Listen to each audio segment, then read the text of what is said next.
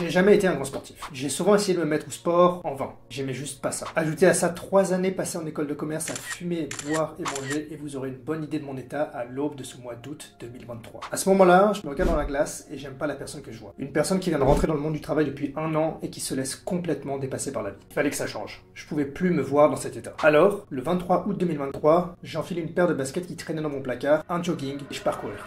Vous voyez ce jeune garçon un peu perdu? C'était moi, il y a 2 ans. Plein de passion et de curiosité, je cherchais mon sens sur cette terre. Ma vie était remplie de quêtes secondaires que je ne réussissais jamais à terminer. Mais ça, c'était avant. En 2025, je me suis lancé le défi de documenter ma vie sur les réseaux et de partager avec vous mes efforts pour aller au bout de mes rêves. Vous êtes prêts à m'accompagner sur ce projet? Alors, bienvenue sur ma chaîne.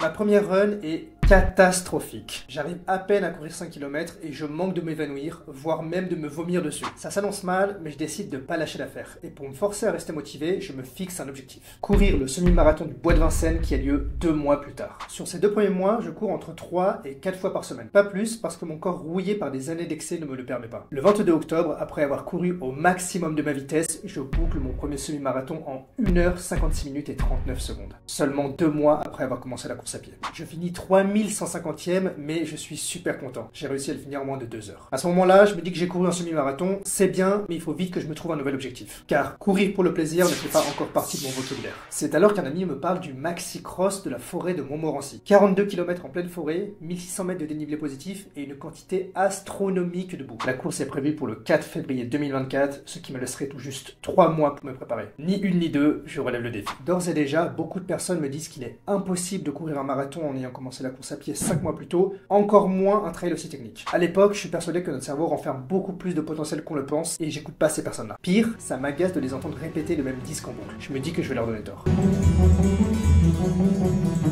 Pendant ces 3 mois de préparation, je passe à la vitesse supérieure. Je commence à m'entraîner 6 à 7 fois par semaine et j'arrête complètement l'alcool et le tabac. Mes jambes me font souffrir, mais je reviendrai plus tard sur les différentes difficultés que j'ai pu rencontrer. Le point culminant de ma préparation a lieu fin décembre. En cette fin d'année, j'ai l'occasion d'aller rendre visite à mon frère à Montréal, au Canada, et je décide d'y passer 2 semaines. J'ai tellement de choses à prouver aux autres et à moi-même que je suis pris d'une discipline sans faille, comme possédé. Alors que je profite de mes seules semaines de vacances de l'année, je me lève tous les matins à 6h30 pour aller courir au moins 10 km dans des températures allant jusqu'à moins 17 degrés. Je sens que je suis à mon prime physique et je me sens surmotivé. Je redouble d'efforts. En parallèle, je reçois ma prime de fin d'année et je m'offre ma première montre ainsi que mon sac de running. Je suis à bloc.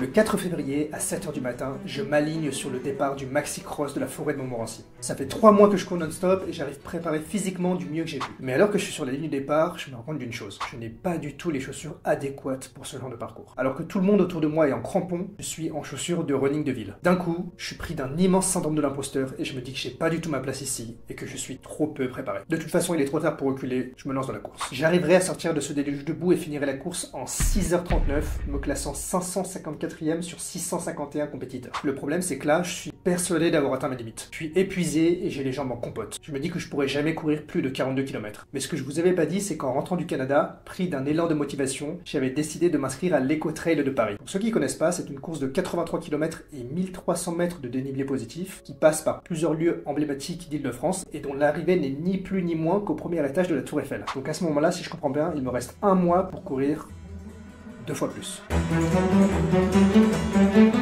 Après le maxi-cross, mon corps m'impose de me reposer pendant les 10 jours qui suivent. Je reprends donc la course le 14 février et je me prépare pour l'Eco-Trail qui a lieu le 16 mars. J'ai donc un maigre mois pour franchir un nouveau cap. Et comme j'y connaissais rien, la meilleure idée que j'ai eue était de courir un marathon tous les dimanches. Ce qui s'est avéré bien sûr être une terrible idée puisque ça m'a épuisé. Trop faiblement préparé, je m'aligne le 16 mars 2024 sur ce que je considère comme être mon premier ultra, l'Eco-Trail de Paris. Les 20 premiers kilomètres de la course se déroulent assez bien. Je cours avec un ami à moi qui finit par me distancer vers le 25e kilomètre. Déjà, je commets ma première erreur. Je confonds les ravitaux pour des lieux de festin. J'y passe chaque fois plus de 20 minutes en bouffant comme un ogre. J'ai le ventre qui va exploser, mais je continue sans problème majeur jusqu'au 45e kilomètre. À ce moment-là, ça fait à peu près 6 heures que je cours et je sens que mes jambes commencent à flancher un peu. Pas grave, si je dois marcher, je marcherai. J'ai en tête la barrière horaire de la course qui est de 13h15 et je suis encore dans les temps.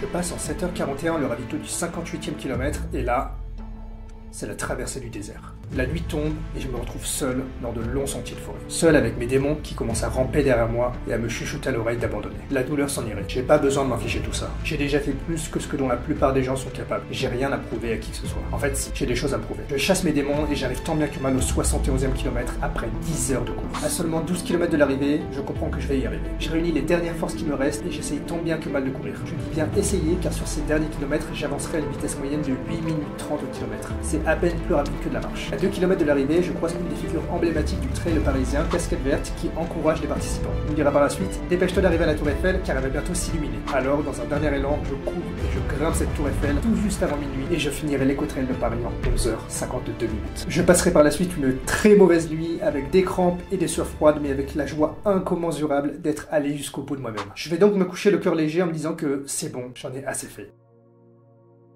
Ça serait trop simple, non? Je me réveille le lendemain matin et je m'inscris au tirage au sort de la Diagonale des Fous. Voilà. À ce moment-là, je comprends que mon cerveau a fumé la moquette et que je suis en roue libre. Bien sûr, pas besoin de vous présenter cette course mythique qui traverse l'île de la Réunion de haut en bas, alignant plus de 170 km et 10 000 mètres de dénivelé positif. Malheureusement, j'apprendrai plus tard que je serai pas tiré au sort. Mais alors vous vous demandez sûrement pourquoi je vous parle de ça? Eh bien tout simplement parce que pour être tiré au sort, le règlement impose que chaque coureur ait couru au moins 2 trails de 85 points avant juin 2024. Pour faire simple, un point est égal à soit 1000 mètres de distance, soit 100 mètres de dénivelé. Donc par exemple, l'éco-trail fait 83 plus 13 points est égal à 96 points. Et donc, pour m'assurer de pouvoir être éligible au tirage au sort de la Diagonale des Fous, il fallait que je cours un autre ultra de 85 points d'ici juin. Et c'est pour cela que n'ayant même pas récupéré de la course la plus dure de ma vie, je décide de m'inscrire à l'Ultra 01, une course de 100 km et 5000 mètres de D+, qui a lieu dans l'Ain 15 juin 2024, c'est-à-dire exactement 3 mois après l'éco-trail. Bon, je vous le dis d'ores et déjà, cette préparation sera catastrophique. Et ce, pour 4 raisons. La première étant que ma motivation pour la course à pied s'estompe à grands pas. La discipline prend le relais, mais il devient mentalement très difficile d'aller courir tous les jours. Je vous rappelle qu'il y a 9 mois, j'étais l'antithèse exacte du sportif, et que donc pour moi, faire autant de sport n'est pas du tout naturel. Je me retrouve parfois assis chez moi pendant 10 à 20 minutes, essayant de trouver l'énergie mentale pour courir, et de combattre les excuses que mon cerveau essaye de m'imposer. La deuxième étant que je décide de profiter des ponts de mai pour partir en Asie, continent que je ne connaissais pas. Je décide de backpacker en Indonésie, et je retombe dans mes vieux travers. Alcool, tabac et fêtes. En plus de ça, il m'arrive que des galères. Je me fais mordre par un singe et je devrais me faire vacciner contre la rage. Mais ça sera une anecdote pour une autre vidéo. La troisième étant que lors de mon retour d'Indonésie, il ne me reste qu'un mois pour me préparer. Je sens que tous les efforts que j'ai fait les mois précédents se sont envolés et je me démotive d'autant plus. Je n'arriverai pendant cette préparation à n'aligner aucune semaine au-dessus de 70 km, à l'exception d'un ultra officieux que je ferai pour aller rendre visite à ma grand-mère à Chartres, en partant de Paris, et que je finirai avec énormément de difficultés, ce qui sera de très mauvais augure pour l'Ultra 01. Enfin, et sûrement le pire, j'attrape la coqueluche la semaine avant l'Ultra 01. Je crache mes poumons et je reste alité pendant plusieurs jours avec l'impossibilité de m'entraîner. 3 jours avant la course, je suis démoralisé et surtout je suis encore complètement malade. J'hésite à m'aligner sur la ligne de départ, mais j'ai déjà payé l'hôtel et la course. Et surtout, j'ai promis à mon ami que je l'abandonnerai pas. Alors je me dis que mes chances sont maigres, mais je vais essayer. Je vais avoir aucun regret. La veille de la course, on arrive à Oyonnax avec mon ami et on décide de s'enfiler le soir une énorme pizza merguez poivron. Vous comprendrez donc que ma préparation a été un échec du premier jour jusqu'au dernier exactement. Le jour J, je me réveille à 2h du matin car une navette doit nous récupérer à 3h pour nous emmener sur le lieu du départ, la course commençant à 5h du matin. Et j'ai encore quelques glaires qui subsistent de ma maladie et j'ai encore le nez qui coule, mais mon état s'est nettement amélioré. Ce jour-là, de gros orages frappent la ville où nous résidons, Oyonnax, ainsi que tout le département de l'Ain. La course est retardée de 2 heures à cause de violents orages et nous devons attendre transi dans le froid, incertain de quand et si nous allons pouvoir partir. Nous apprendrons le lendemain que non loin de là, à 30 km, un accident mortel est survenu dans le trail du Haut-Givré. Mes pensées vont à la famille du défunt. Sous une pluie désormais légère, nous prenons le départ de la course à 7h du matin. Mon ami, bien plus fort et bien plus en forme que moi, le sème dès le 3e kilomètre. Je me retrouve donc seul dès le début sur une course de 100 km et je me dis que la journée va être très longue. Étonnamment, les 30 premiers kilomètres se déroulent assez bien. Le soleil pointe le bout de son nez et je peux commencer à enlever mes différentes couches de vêtements. Je suis encore un peu malade, affaibli, pas du tout bien préparé, mais je suis envahi par une espèce de grinta qui me possède complètement. À ce moment-là, pas de place pour l'esprit trail. Chaque personne que je double est une victoire en soi. Je fais tout pour ne pas me faire endormir par mes concurrents. Dans les montées, j'accélère de manière fréquente pour ne pas me retrouver bloqué en queue de peloton.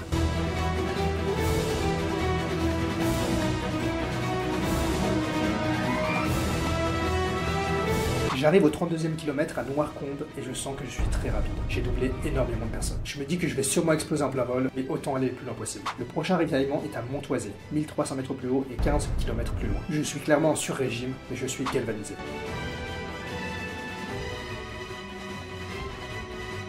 Au 52e kilomètre, à l'Elex, je rattrape mon ami que j'avais perdu au début, à sa grande surprise, ainsi qu'à la mienne. Je comprends alors que je suis en train de faire la course de ma vie. Je décide de pas le lâcher de vue, malgré notre différence de niveau. À ce moment-là, je me sens comme Mathieu Blanchard contre Kylian Jornet dans l'UTMB 2022.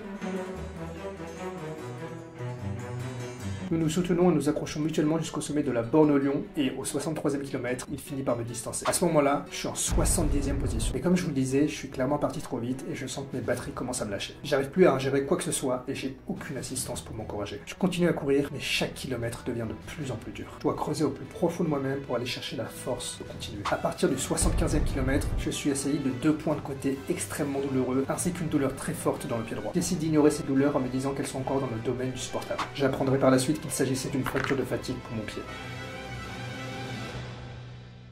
Au 82e kilomètre, j'ai tellement mal aux côtes que je fonds en larmes. Les quelques personnes venues soutenir leurs proches m'encouragent, mais je veux juste abandonner. C'est trop dur. J'ai plus une once d'énergie en moi. Alors je me dis, fais encore un pas, puis un autre. Je pense plus à la ligne d'arrivée. Je pense juste à faire un pas de plus. Mes points de côté passent, mais ma douleur au pied, elle, s'accentue. Je peine à trottiner et j'ai l'impression de me faire doubler par des dizaines de personnes. C'est très dur, car ce sont des gens que j'avais doublés quelques heures plus tôt. De plus, la nuit tombe et je me retrouve encore une fois seul dans la forêt avec mes démons. Le terrain est gras, boueux et je ne fais que glisser. Je hurle de frustration et de rage. Je voudrais abandonner, mais qui va venir me chercher en pleine nuit dans cette forêt? J'ai pas le choix, je dois finir.